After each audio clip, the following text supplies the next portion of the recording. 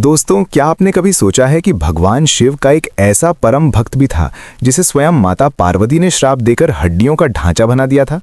ये कहानी है ऋषि भृंगी की। भृंगी ऋषि महादेव के इतने बड़े भक्त थे कि उनकी भक्ति एकनिष्ठ थी।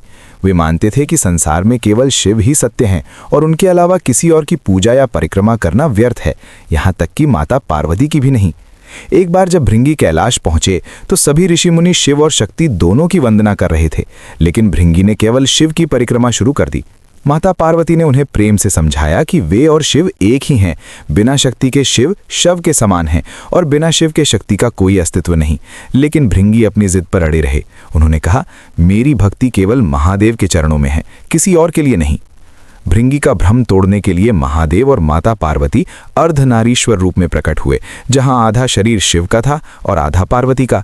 अब भृंगी धर्म संकट में पड़ गए, लेकिन उनकी हठ इतनी बड़ी थी कि उन्होंने एक भृंग यानी भौरे का रूप लिया और अर्धनारीश्वर शरीर के बीच में छेद करके केवल शिव वाले हिस्से की परिक्रमा करने की कोशिश की।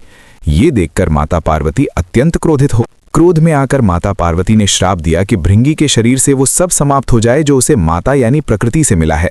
शास्त्र कहते हैं कि हड्डी पिता से और मांस रक्त माता से मिलता है। श्राप मिलते ही भृंगी के शरीर से मांस और रक्त गायब हो गया और वे केवल हड्डियों का ढांचा बनकर गिर पड़े।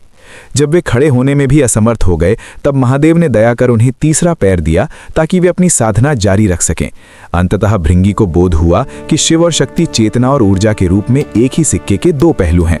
उन्होंने क्षमा मांगी और पूर्ण भक्ति के मार्ग पर चले।